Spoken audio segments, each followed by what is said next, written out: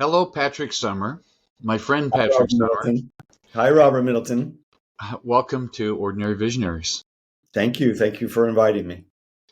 So, the first question I ask everybody on Ordinary Visionaries is how do you see yourself as an ordinary visionary? Well, it's interesting because when you approached me about this project, I didn't see myself as an ordinary visionary. Uh, but Hmm. then when I took the time to kind of think about it, I saw how much vision and creating visions and working towards visions is a major theme in the course of my life and business story. And in my life and business coaching, I teach and preach finding and following your true north, which is essentially clarifying your values, your mission, and your vision for every key area of your life. And then being, actively and gainfully engaged in taking one step after the other to get there, to realize and minimize the gap between where you are and where you want to be. So uh, I would say ordinary is the word, the key word in the term visionary. I'd be an ordinary visionary. Yeah. Yeah, it's resonating with people. So, to let everybody know, Patrick was one of my roommates when I lived in San Francisco. I lived in a house with, I don't know, six roommates. It was a really big house on Hayes Street. Yeah. And Range between 4 and 6. Yeah. yes. And Patrick was the boyfriend of one of our my roommates, and I met him there, got to know him there, and sometime uh, in the last year or so of living there, he started his coaching business. Yeah. I had been working at the 6-day advanced course, which was a former landmark education week-long intensive in Santa Rosa, and started dating Dana, your housemate. And when I completed my contract with Landmark Education, and started my coaching practice, I moved into San Francisco into your flat with Dana and started coaching. And that was in 1991, I think it was. Yeah. 1991. So that's amazing. So it's more than 30 years. Yep. Yep. And so that was kind of in the middle of the journey, right? Because if you ask, how do you see yourself as an ordinary visionary? I kind of go back to childhood, adolescence, like what were the seeds of the dream, or where did this all come from or stem from? I Tell think, me about that. Tell me yeah, more about it. I The kind think, of things that you envisioned when you were a kid. well, it's funny. I was talking to Renee, my wife, recently, and I said, at first I wanted to be James Bond. But That was that's a my, lot I mistaken. wanted to be James Bond. And then as I got older, I wanted to be a diplomat, an international diplomat. And then when I realized the kind of schooling that was going to take, I dropped that. Um, and I really didn't have much of a vision after that. Those were kind of, I don't know, young adolescent dreams. Like I want to be a fireman, or I want to be a Indian chief, whatever it is.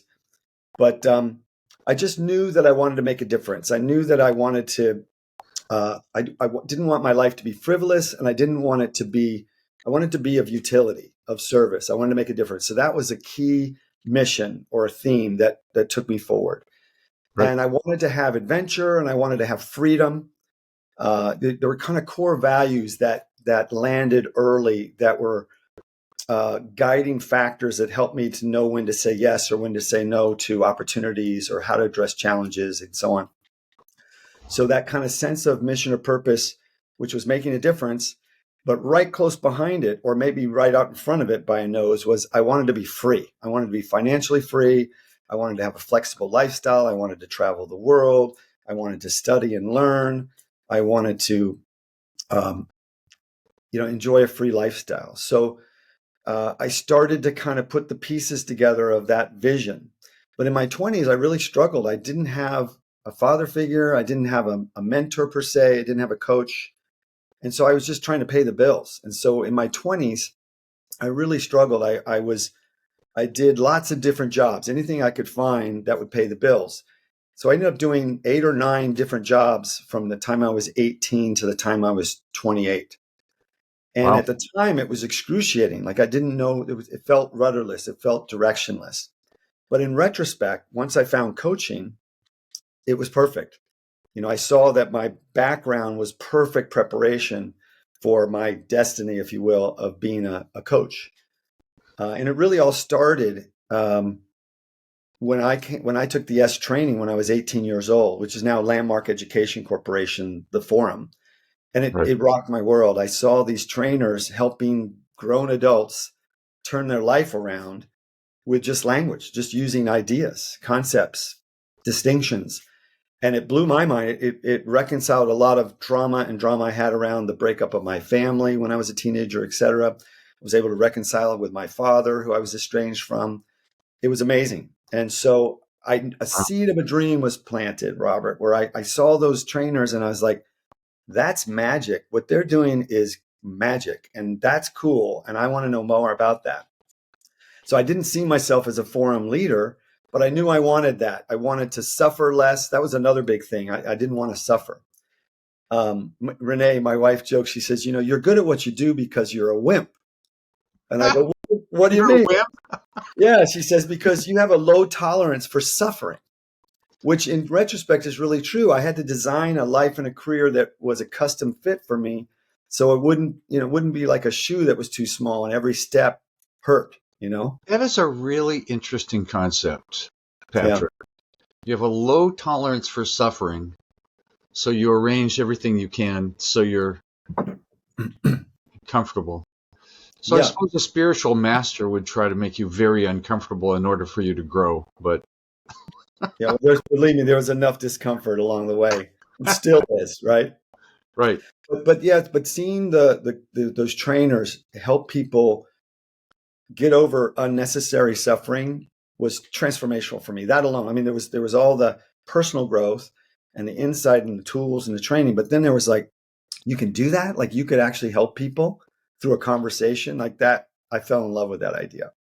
yeah, And so through my 20s, I took many, many different trainings and seminars through Landmark Education. And that gave me a basic training and also cleaned my closets and helped me be a better person and be more effective and suffer less and all of that. yeah. Uh, yeah. And so I tried different jobs. I mean, I worked as a paint contractor. I worked as a gardener for a landscaping company. I worked as a assistant to a real estate guy. I worked as a banquet waiter. I worked as a laborer on a construction site. I worked Wow. finally, in the middle of it, I had one little job that really made a big difference, and that was working as the personal assistant to a single shingle small business consultant in the mid 80s. And I didn't see myself as that, but the seeds were planted. Like I saw that it was possible that people can do this, they do that. Saw a little bit about how that might work. It didn't stick like maybe I'll do that, but that was a foundational piece. And Right. then finally, when I was about 27, 28, about after 10 years of back and forth in the desert searching for my way, I got fed up. I was selling billboard advertising. I remember that. I remember you telling And me that. it was just God forsaken. Like, how did it get this bad? Like, what happened? How can you get so low as to sell billboard advertising? It's like, what was I doing, right? But the point being that I decided I wasn't going to do that anymore. I quit my job. I sold my used car. I got rid of my furniture. I moved out of the room I was sharing with someone's house, and I decided I wasn't going to go back to work until I figured out who I was and what I was here for. And I didn't care. I mean, I was committed. I didn't care if I had to sleep in a park and shower at the YMCA. I was not going to do it. So I ended up going back east to visit friends and family. And my brother said, "Hey, do you want to go up to camp?" And for me, camp is Catoctin Quaker camp. I was raised Quaker. I went to Quaker high school and went to this outdoor adventure Quaker camp from the time I was 7 until I was 14 or 15 years old. I was a counselor there and everything. So this was like a spiritual home for me. It was 400 acres in the mountains in Maryland. Wow. He said, "Hey, Fred and Robert and Peter up there, these are artist friends of mine. One was a sculptor and one was a painter and one was a wood craftsman. And they were caretakers of this property. And they said, well, you don't have a job and you don't come up, work with us, help us out, live with us. So I went up and lived up there for a year. And it was fantastic, connecting with the earth, connecting with community, connecting with myself. And fortunately, I ran into the book, What Color is Your Parachute? By Richard Bowles, which is a quintessential career counseling book that he's updated every year since the 1980s with the changes of technology and how jobs interviews go and how resumes go and all that stuff. And in there is a chapter, and probably still is, which is basically a life coaching chapter. I think it's chapter 4. So I did every exercise. What are your values? What are your strengths? What do you love? What do you hate? What did you like from previous jobs? What did you hate about previous jobs? What do you want more of, less of? I did all that work, and all that journaling and all that meditation and inquiry led me back to personal growth, led me back to landmark education, led me back to that business coach, led me back to, I think I would like to be a coach. So I decided to go and work for Landmark to get some confidence and competence and some chops to be able to go out and offer my coaching services. So I applied and got the job at the 6-day site, and I moved from Maryland, mountains of Maryland, into Santa Rosa to this retreat center. And that was a conscious decision to start a coaching practice. And I don't know who's listening, but Landmark Education is one of the major, if not the most major, tributary into the stream of what coaching is today and where it came from. Right. There's therapy and there's counseling, there's sports coaching, and there's, all that mentoring, and there's personal growth. And that was a huge tributary. And Thomas Leonard, who was steeped in Landmark and who was a financial planner person, really was one of the spearhead geniuses who started some of the basic foundations of personal coaching based on those foundations. And you knew him, and I knew him. I met Thomas Leonard through you, because your roommates in your office in downtown San Francisco were Laura Whitworth and Henry House, who later became the founders of Coaches Training Institute, which is one of the. That's right. I subleased an office from him in downtown San Francisco in this little 3rd-story office space. Right. So that's where I spent the first, many years of my business. Yeah. In that office. I remember it well. In fact, I took one of your early marketing courses, which helped me launch my coaching practice. Right. And then later your book, the InfoGuru Marketing Manual, just rocked my world. Fantastic, as it did tens of thousands of other people. But what was pivotal about that? So not only did moving in with Dana connect me with you, this extraordinary human being, fantastic flatmate, but marketing guru, and here I am just starting a business. That was helpful. But then you introduced me to these powerhouses, Laura and Henry, who were being coached by Thomas Leonard right at the beginning. And Laura was inviting Thomas to come to her living room and lead workshops of aspiring coaches like me and them. And then I hired Thomas. Thomas was my coach for the first couple of years. And we did these various trainings at Laura's living room and so on. So I was fortunate to kind of catch the wave early. But I was young and I was inexperienced, and I could only attract kind of struggling artists and entrepreneurs. And I had a dream. At that point is when I really started to get clear about my true north vision for my life and business. I wrote down on paper kind of an is not vision. So it is making $100,000 or more. It is working for myself.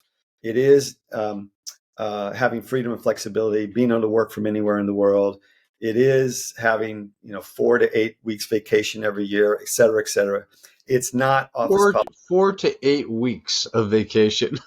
Yeah. Well, that was my dream. That was my vision, right? I mean, for the people who are listening, I've talked to Patrick about this a lot, and he says, "Oh, I took this month off," and He makes as much money as someone that works full time, if not more. Yeah. And so see, this is the visionary kind of thing, is that you had a vision of what you wanted your life to be like. I had a very detailed vision. And that that always changes and morphs and crystallizes and focuses over time. But you were always never drifting, never, oh, well, whatever happens. It was like, what do I really want? What's Yeah. important to me?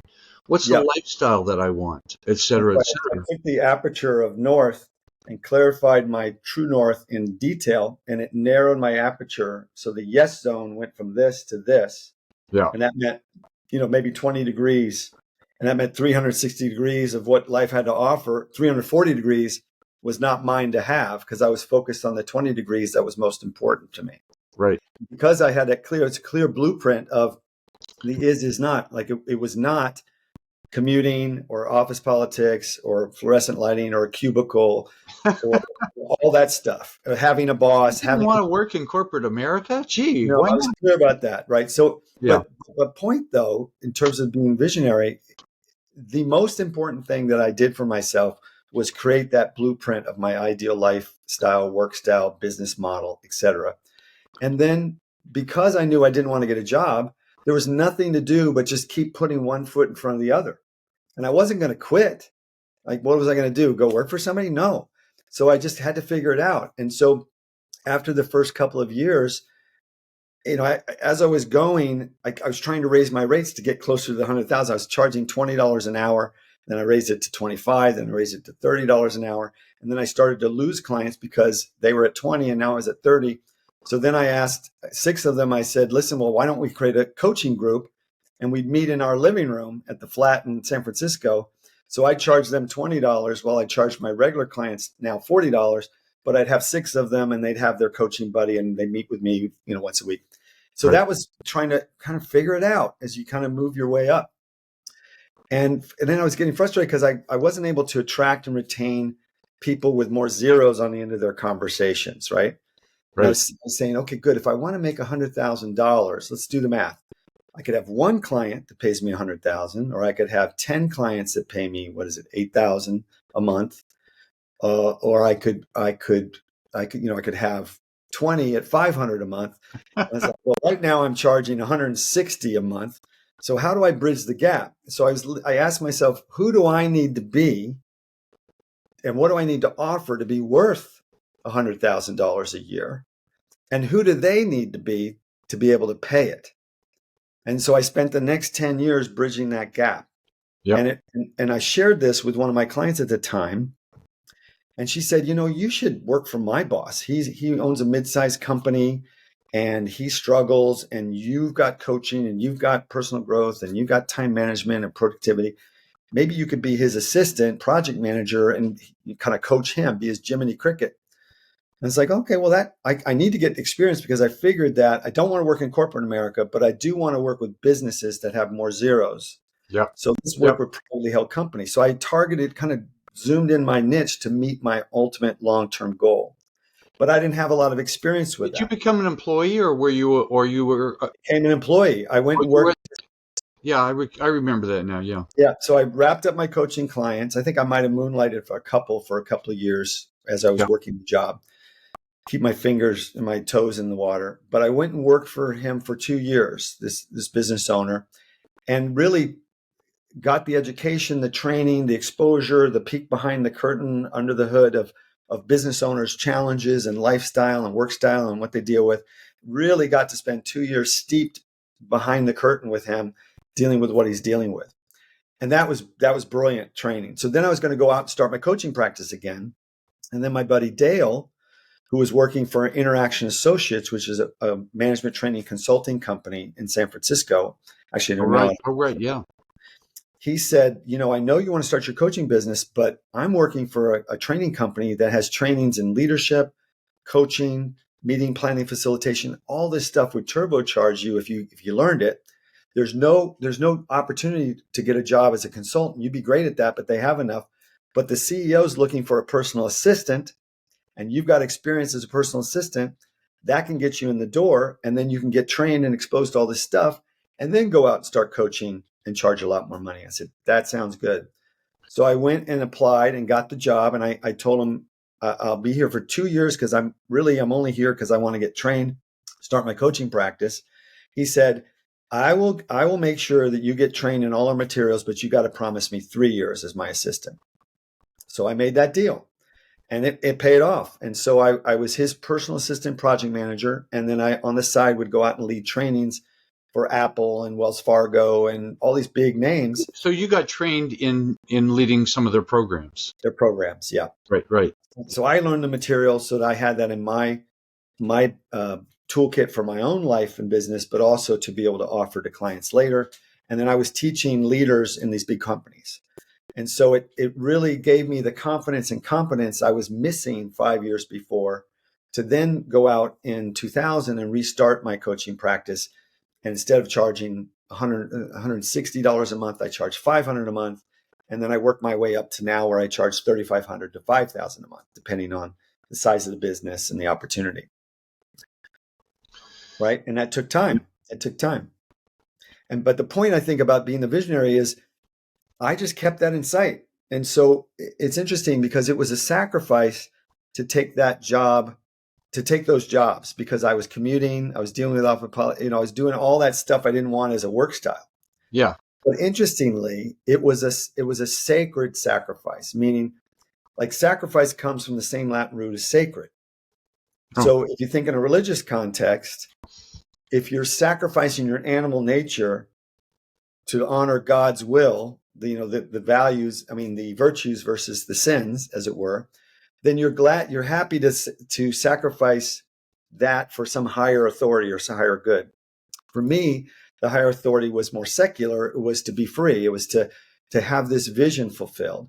And so to commute downtown every day to San Francisco and go through that for a couple of years, while it was difficult and not always fun, I had my vision in mind. And so it was a sacred surrender temporarily for the greater good of this vision that I was honoring. Does that make sense? Yeah, absolutely. Yeah. It's interesting interviewing all these people to see how their pathway was different. And, there's obviously not one pathway to being an ordinary visionary. When I was starting,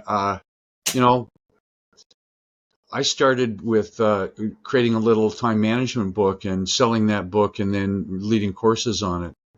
And then I got my first clients from people that attended the courses. And I just knew I didn't want to work for anybody. That was, your vision was a lot better than mine, a lot clearer in a lot of ways, for sure. But I just know I didn't want to work for anybody. And I'd like to do consulting and coaching.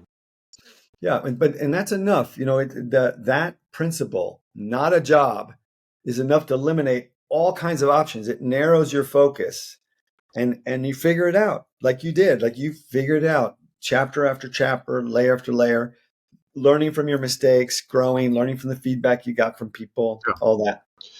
But, I think there's, for us independent professionals, there's a certain kind of orientation with who knows where it came from our childhood, from something we read, whatever. But I've only had a couple jobs in my life, many less than you. And I did not like them. You sound like a Dr. Seuss. I did not like them, Sam. I am. They really sucked. I got the can. So, well, you're one of those people that's just not employable, right? It's like, yeah, that's what I say. It's like, because I like to be the boss. I see things that could be done a lot better really fast. And it's like, whatever. So it's interesting how our different pathways go. But, I did a lot of goal setting, and I read about marketing and business and personal growth for years. So it's interesting how it turned out. Well, and I was willing to be poor until I succeeded, Yeah. And that reminds me of something that was a breakthrough for me. I moved to Marin and in with some buddies there, and I was struggling building my business, and I noticed that I was suffering. Like I was postponing living the life I wanted to live, and I could see it was going to take time to get to where I wanted to go. And I had this breakthrough where I realized that I was like, for me, for example, some of my true north points where I like to be in nature, I like to hike, and I like to be with friends. And so I realized that my vision was I want to travel the world and, climb the Himalayas with a group of friends, 5-star, whatever it is. I was like, well, one day I want to, but I realized that was way too big and I might not ever accomplish that. But Right. I could live the dream proportionate to my means if I were to say, okay, I live in Marin. Mount Tam is 20 minutes away, 15 minutes away. Yeah. Call a buddy, make a peanut butter jelly sandwich, put $3 of gas in the car, and go to climb on Mount Tam. And I'm living the dream. I'm living my true north in a smaller version. I'm not postponing Yeah. having nature, hiking, friends in my life. Does that make sense? Yeah. So I stopped suffering. Of course there's suffering, right? But it's not suffering under the weight of, will I ever make it? But And you were enjoying your life. You were doing the kind of things you liked. And so I brought my true yeah. north closer to me within my means. And then as my means expanded, I stretched out into it. Yeah. And actually, and as they contracted, so my business grew from nothing to 300,000 in about 8 years or something like that. And then in 2009, 2010, it dropped to 150,000 almost overnight. So Renee and I were planning to go to Machu Picchu for like a $5,000 vacation. And I said, I don't think it's responsible right now. I don't know where this business is coming back from, et cetera. So we called you and we said, don't you have that timeshare in Sedona? Could we rent that from you? And you said, no, No, I didn't. but you can have it. So we just packed up the car, drove 7 hours, had one of the best week-long vacations we've ever had, hiking. We ate meals in the condo, and then we dined at night. The whole thing cost us $1,500 instead of $5,000, and we had everything that we needed from a vacation. So we just contracted the True North vision to fit our budget. And so we just expand and contract depending on our fortunes. I love what you're saying there because I think one of the mistakes we make in searching for success is not being happy along the way until we get our goal. It's like Right. it's not good, not good, not good. But you made it work and be good and fulfilling exactly where you were. Well, I realized that Yeah. with this whole True North model that I created and teach my clients, I was steeped in it and I was studying it and seeing how other people live their lives and what worked and didn't work. And I just noticed, like, once you get clear about your core values and your sense of mission or direction and what a 10 would look like, what the ideal is, all there is to do is to live consistent with that, moving from here to there and enjoying the journey. And part of that's celebrating incremental as well as big progress. Like, I used to only make $20 an hour. Now I make 40. I used to only make 40. Now I make 60. Hey, yay. Take yourself out to dinner. Do something to mark the occasion so that you feel the progress. You feel the hope and possibility of staying the course and learning and growing as you go. Because what are we going to do? Wait until the end, which we're never going to get to anyway, the ideal, to celebrate or to enjoy our life? It just doesn't work. Yeah. It really doesn't. No. And so a lot of people live in constant disappointment or constant unfulfillment because they forget that fulfillment is in the now. Yeah. Not sometime later. Who knows what the future is going to bring? Who knows? No. And I will say this also, and I don't know if this is true. I don't think this is true for everybody. For many, many people, it is true that if you look back on the last 10 years, often, very often, you'll see that it was perfect. Like, if you hadn't had that divorce, you wouldn't have learned this lesson and met that person. If you hadn't had that bankruptcy, you wouldn't have found this other career. If you zoom out long enough and you look back, it kind of adds up to something. Yeah. Right? Like, I transformed my 20s, which the story I was living in is I'm lost and I'm searching, suffering. When I discovered coaching and I looked back at my life, I saw that I had worked in 8 or 9 different industries with different business owners in my 20s. Wow. And I learned about those worlds and that good management styles, bad management styles, et cetera, all that stuff. And I had grown up around some family businesses, so I didn't even realize where that was going to kick in.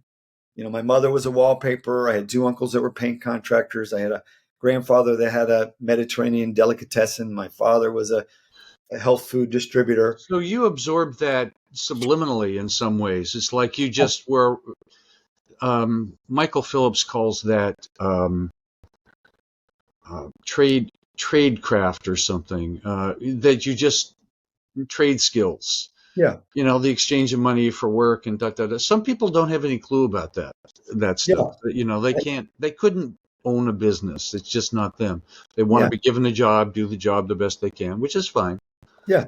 But some people have that background. My dad was in the Air Force, but when he retired from the Air Force, he was self-employed for some time, and I helped him in his business a little bit. I didn't know that. That's cool. Yeah. And then he went on to be a stockbroker, a very successful stockbroker. And anyway, so Well, I want to touch on something, Patrick, which I think is interesting because we've talked about it a lot, and that is your different models. Your true north model. And I don't want you to give all the details of the model right now, but just how did you develop those models? Because I'm familiar with developing models. I love developing models and writing about them and doing diagrams about them and step-by-step things and all of that kind of stuff. It just sort of came as a necessity. yeah. It's like, oh, they need to understand this. How can I make it simpler, easier to understand, step by step, so they can follow it? So how did you come up with all that stuff? Yeah, it was the same for me. I think for me, I was solving my own problem. I was trying to figure out who am I and where am I going? What do I want and need? What's most important? How do you navigate? And I tend to think in metaphors and analogies. So when I'm explaining to people or even to myself, it's like climbing a mountain, or it's like tacking when you're tacking across your true north line, or it's those kinds of metaphors. Then images or graphics came to mind. And I think because when I worked at Interaction Associates, we were using big chart paper and colored pens to facilitate meetings and lead meetings and so on. So Right. I was I was facile with that. So I started creating charts of these ideas. And, when I give an introduction to a new client, I'd use my latest version, and then I'd edit them over years and decades and refine them and Right. feedback and add new pieces. So there's a piece missing. How could I project that image? And I just found that my coaching and my teaching and my mentoring was more effective if there were metaphors or ideas or visual ideas that conveyed. If you double clicked on the idea, there'd be all these distinctions. But it's almost like it's kind of like when you have an icon on your desktop, and it's an image, but if you click on it, it's got all this stuff. And that's what these are like. Right. They're icons that when I teach and preach and repeat the ideas, now they remember it just from one picture. See, there's another metaphor, right? Using the icon and so on. Right. So Right. that's just how I think. And it proves really effective in teaching and transmitting these ideas to my clients. Yeah. So the other thing, I think you're unusual. Definitely not like me when I coach clients. You do a lot of preparation for the client. You usually meet weekly, right? And you give them preparation Well, I work meet 3 times a month. 3 times a month. And anecdotally, this speaks to how I get 8 to 12 weeks vacation a year. Because early on, I was struggling because my design was 4 times a month. That meant I was working every week. There was no, when do you ever take a break and how do you get away? So then I realized as I was going, that wasn't working. And I realized that there's 4 months a year that have 5 weeks.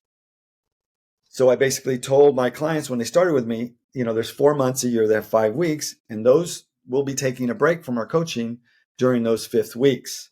So that bought me 4 weeks of vacation a year. Then I realized that I still needed more. So I It's said, so well, simple, but so brilliant. It's sort of like, okay, 3 times, so 5 weeks, so I get 2 weeks of vacation in there. yep, And you yep. would actually go on vacation, not Uh, not just in many cases, not just take. yeah, often. Yeah, often. Very, very often. Yeah. Yeah, Go do something, take a class, go visit family or friends, travel someplace, yeah, whatever it might be. yeah. And then I realized that the 4 times a month was burdensome, and it might even be burdensome to my clients. So I proposed to them that when I wanted to raise my rates, I raised my rates, but I told them I think that we'll get enough work done 3 times a month and 4 times a month. So I prorated the 3 calls a month at the higher rate. So I was making less, but at a higher rate. Does that make sense? Yeah. So it helped them to swallow that. And I found that they appreciated having that 2-week break every month, not having to do the pre-call report, not having to be accountable as much, that, just taking a break. Yeah. So Yeah. it bought me a bunch of weeks of that I could be flexible and take time. I could either spread the clients out thinner and have more space in my day, in my life, or I could bunch them up and take more breaks throughout the year. Right. So do you set it up so every client is on the same 3 weeks and you have the same break? No, it's flexible, and yeah. So sometimes the clients end up with the same kind of day and time, but we have this understanding that if their schedule or my schedule doesn't work, we'll skip a week, we'll double up one week, double up the next, or just hold it in escrow. And when they need a longer meeting, we'll use it later, that kind of thing. But I wanted, again, freedom, flexibility. So at the beginning, starting with a new client, when everybody still loves each other, that's when you set up the expectations of what this is and isn't, and how it's going to work and how it's not going to work, and my responsibilities and expectations and your responsibilities and expectations.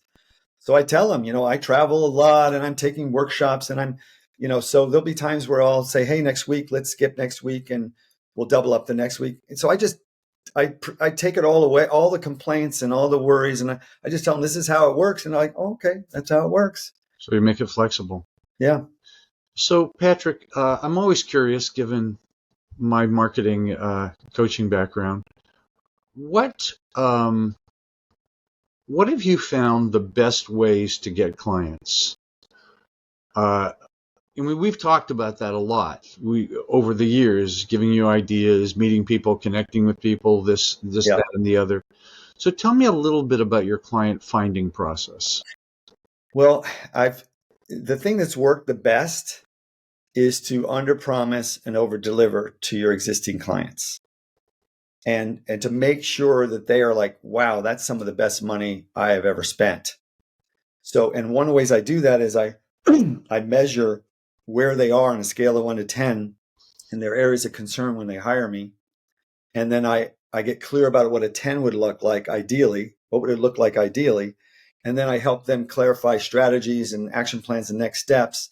And then weekly hold them accountable and cheer them on and troubleshoot to take steps in that direction. And then I track. So, hey, when we first started in January, you were a 3 out of 10 in your marriage. And we created an is not vision for what an ideal marriage would be. It is this and it's not that. And you look to see where you're strong and where you're weak. And we chose 2 or 3 areas to focus on. And you've been focusing on those, changing those behaviors, those attitudes, those actions. And now 3 months later, where would you say you are? Well, you were 3. I'm a 4.5. Fantastic. So for how long were you a 3? 20 years. How long did it take you to go from a 3 to a 4.5 with some strategic focus and accountability? I went to a 4. I went 1.5 points up in 3 months. Good. Shall we continue? Yes, let's continue. And so I keep my clients long term because I don't like marketing and selling. So I look to see how I can serve them now. And as you know, to define yourself here and where you want to go is here. There are lots of base camps that you have to reach to get there. And so once they get to base camp 1, we celebrate and we recalibrate for the next leg of the journey, base camp 2, base camp 3. So I have clients for 8, 10, 15, 18 years. And Seriously? So yeah. Wow. So that's impressive. So basically then, you actually can help them change their life. No 6 kidding. months, a year and a half. That's not enough to move the needle. I mean, you might move the needle. Like my job in the first 3 to 6 months is build enough know, like, and trust factor between us. Determine if we're 1 + 1 = 11. Like we like, trust, and respect each other, and we work well together. Yeah. And put points on the board early. So they're like, wow, it was a 3 and it's a 4.5. What might be possible if we continue? So that's interesting that you use measurements and categorizations of the measurements and knowing that you're making progress along the way and acknowledgement of the successes. And then, yeah, that makes a lot of sense. That's powerful. And it helps to do it with a pre-call update where they're telling me, what did you accomplish this week? What did you learn? What breakdowns did you have? What insights did you have? What best practices are you applying? Et cetera. So I have a written record of their growth. And so in the first 3 or 6 months, I'll take an hour or two and cut and paste all the things they said they've learned and all the progress they've made, all the best practices they're learning. And I'll put it in a report and say, let's check in on our progress. And they're like, holy crap, because that stuff disappears. They write it in their journaling every week to me. And that's what I do to prepare is I review their notes. I review our previous notes and I make sure that I reflect back what they're learning and the progress they're making, which It's so easy to forget how we've progressed, right? How many times have you worked with a coach or someone's worked with you that if we don't do this, they were in pain. Now you've helped them be out of pain. They're like, I don't need this anymore.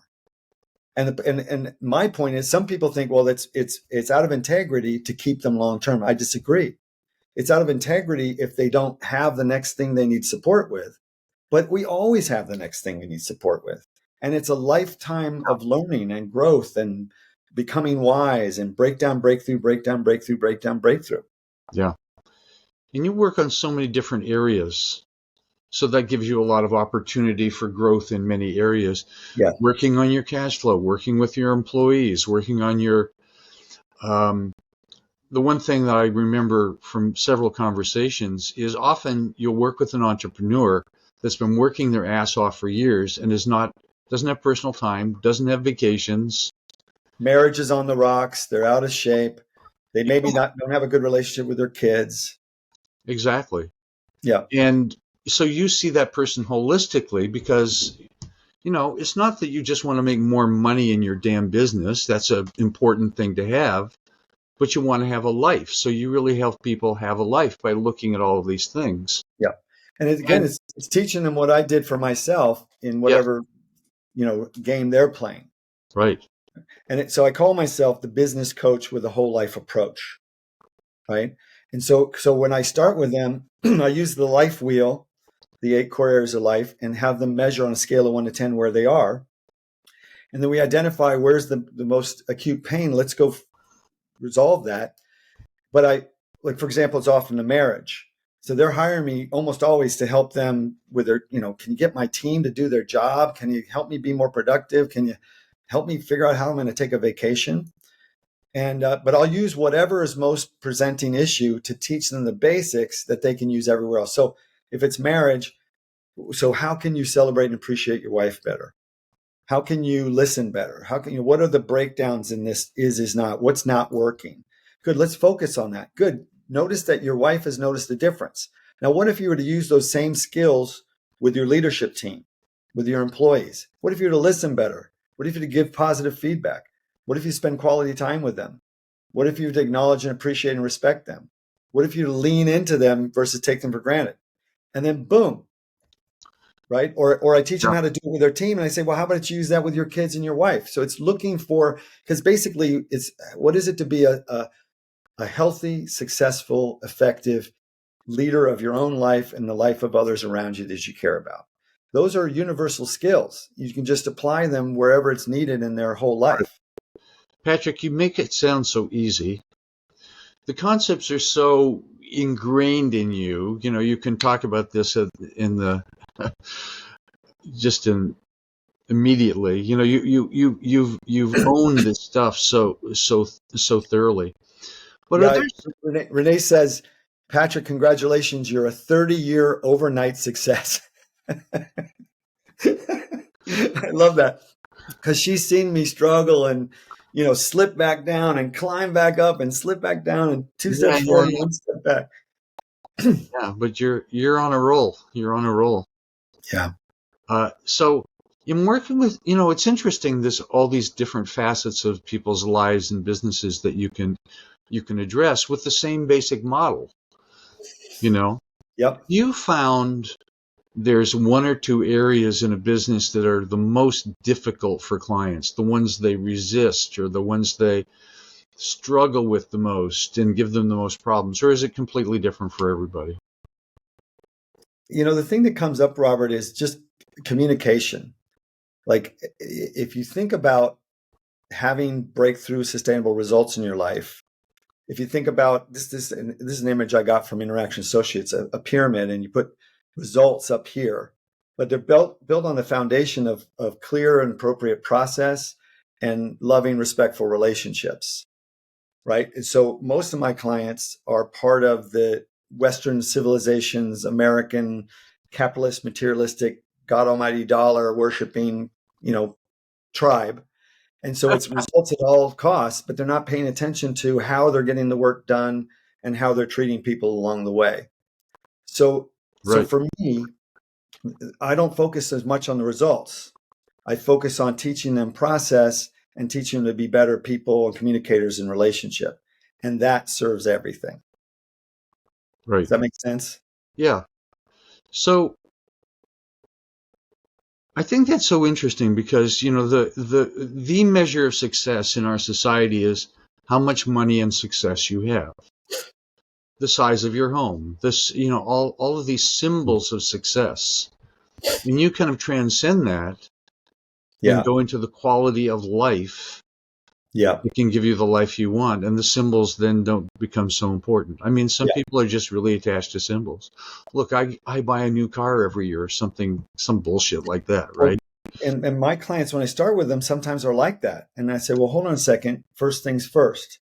So you're going to buy a new car, but you're not spending time with your wife. You're not working out. You're not spending quality time with your kids. Like, you can have anything you want in your life, just not everything. So what's the hole in your heart you're trying to fill with a new car? Wouldn't you be more satisfied if you took your relationship with your kids from a 4 to a 7? Imagine what that would feel like, and what would that look like?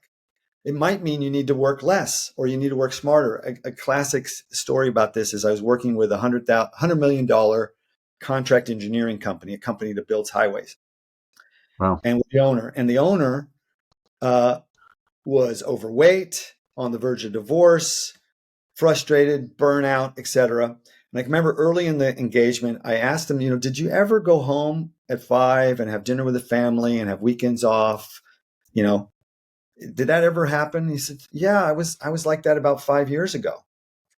I said, well, what happened? He said, well, my business grew. Really? That's interesting. So what was it then? Well, it was about an $80 million business a year. I say, well, why did you grow it then?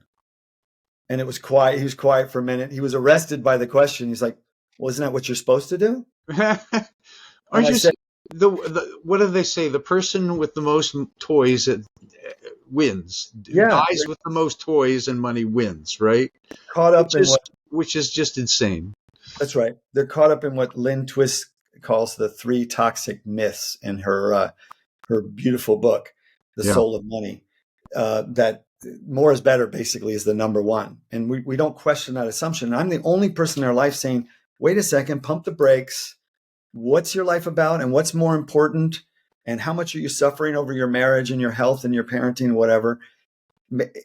Maybe you have enough. Like, you might have enough. You don't need another car. You don't need another vacation home or even another vacation.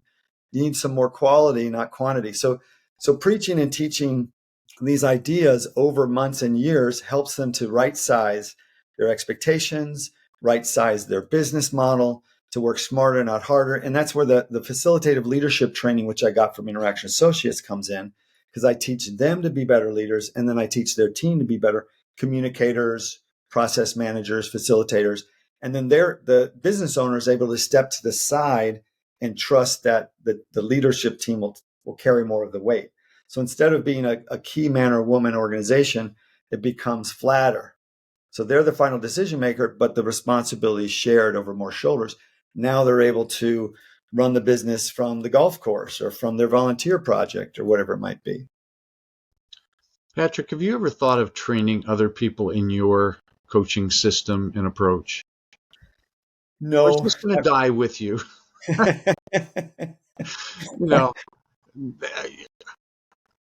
What's the legacy you'll leave? Because, I'm sure people are listening to this and going, wow, that's a real success formula.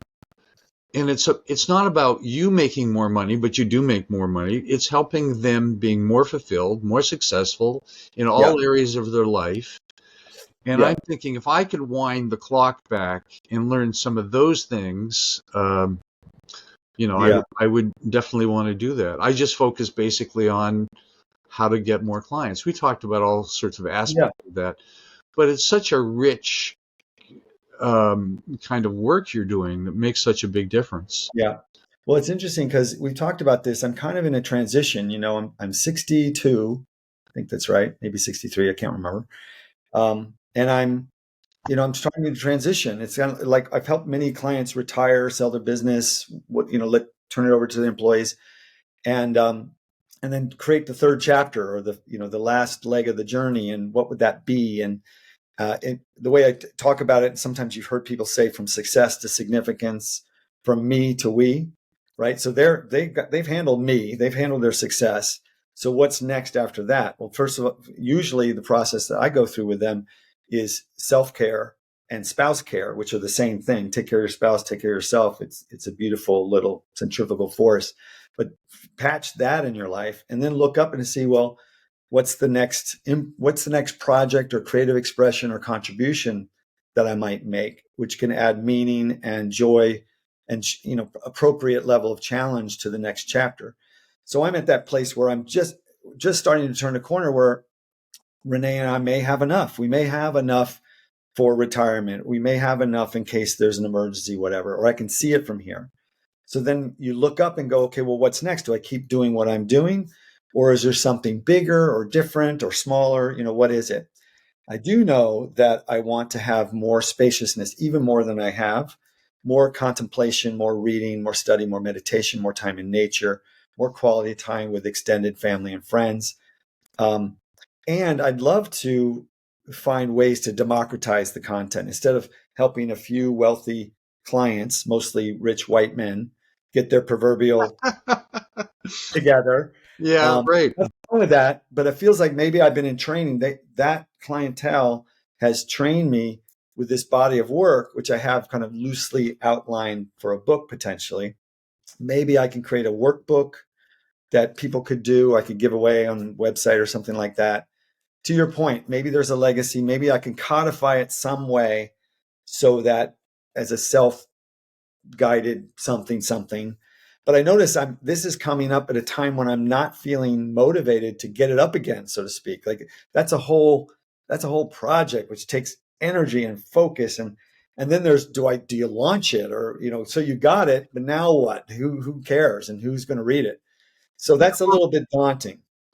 yeah. Well, the vision for that will develop or it won't, and if it Yeah, does, then it's exciting. you'd know how to do it. But I'm because of the last 5 years of doubling down on Sam Harris's Waking Up app, mindfulness meditation and study and practice. Um, Uh, I'm finding myself being more shifting from making it happen to letting or allowing things to happen. From I live near the beach in Southern California, and you see these surfers paddling like hell to catch the wave. And then they get up there and they relax and they bend their knees and they breathe, and they're very present to what the wave is giving them, and the relationship between their weight and the board and the wave. And they're being with the flow, baby, or they get dumped. And so I feel like for 30 years, I've been paddling like hell.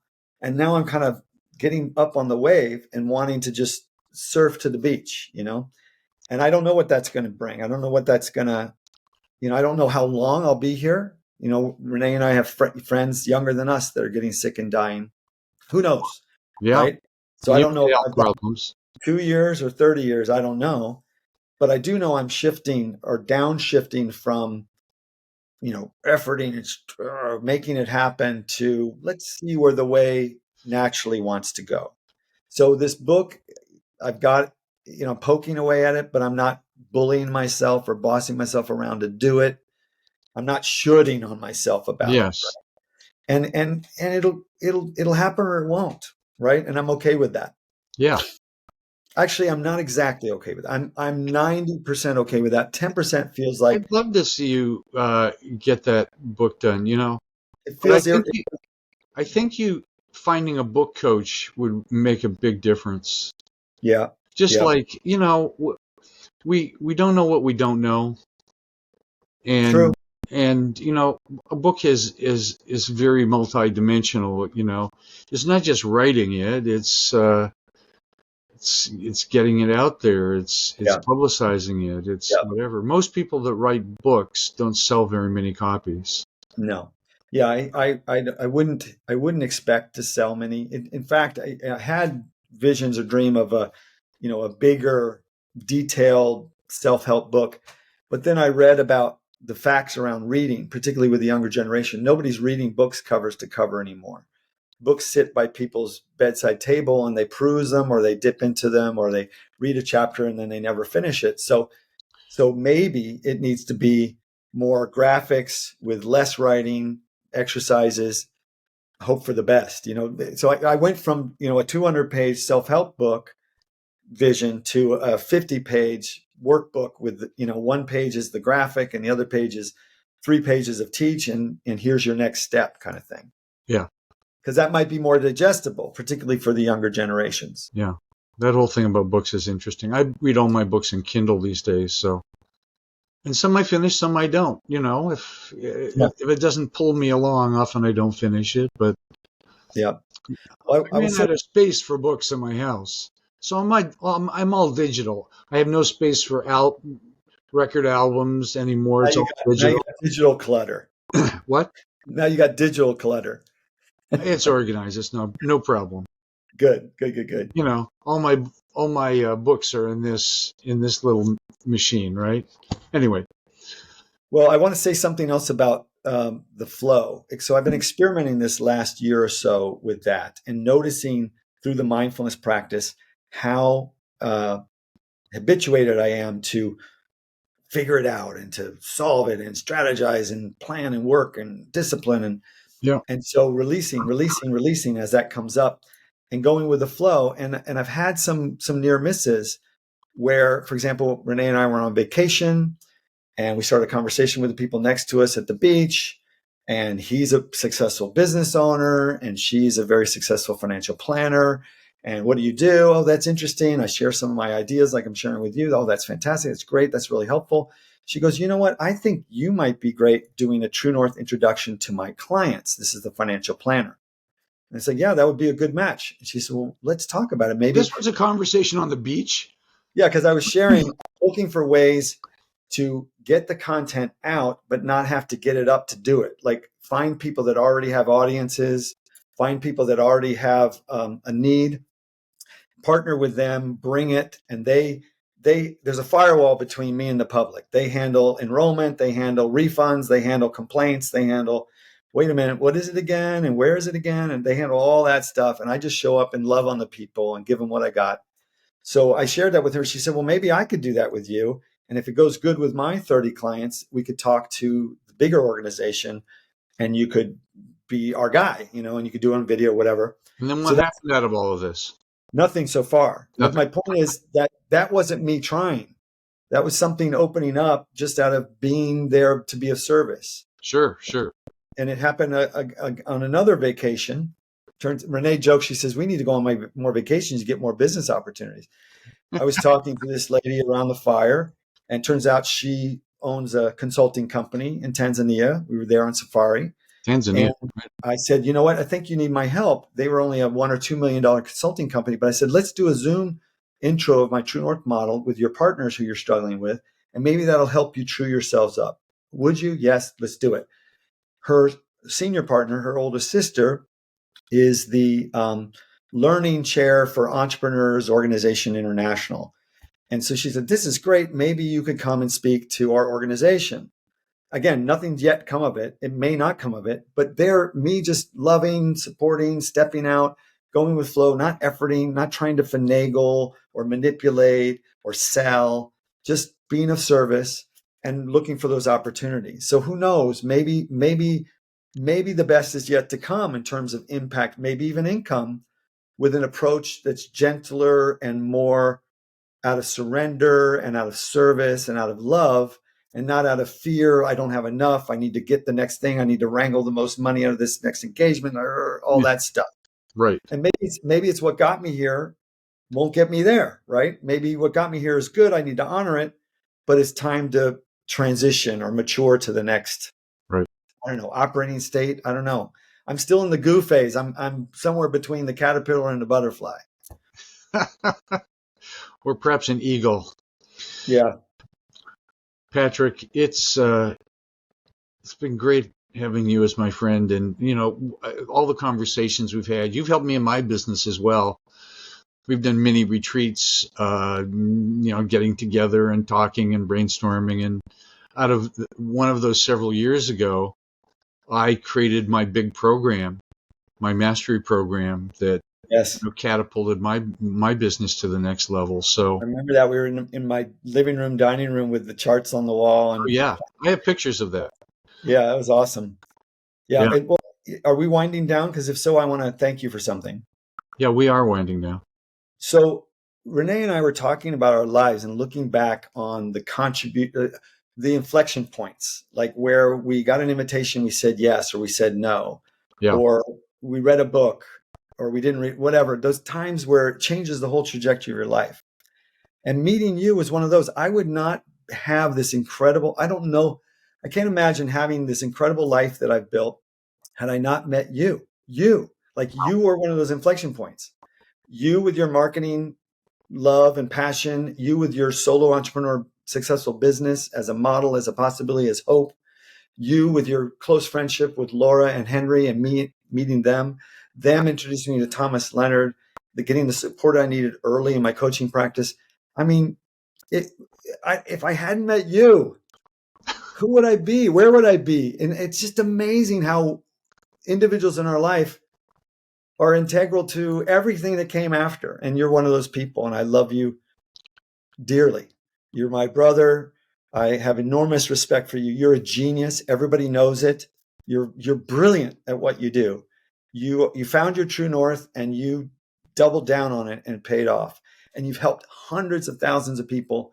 And I'm just one of them. I don't know about hundreds of thousands, but thousands. The ripple, you don't know how it goes out. Well, in terms of the ripple effect, yeah. Yeah, and it's not even that many ripples out for you to have hundreds of thousands of people that you've impacted. So anyway, I love you unabashedly, unembarrassingly. Vice versa, Patrick. Yeah. Thank you for the opportunity to share. And thanks so much for agreeing to the interview. Of course, why wouldn't you? Welcome. All right, brother. May the force continue to be with you and also with me. Thanks, Patrick.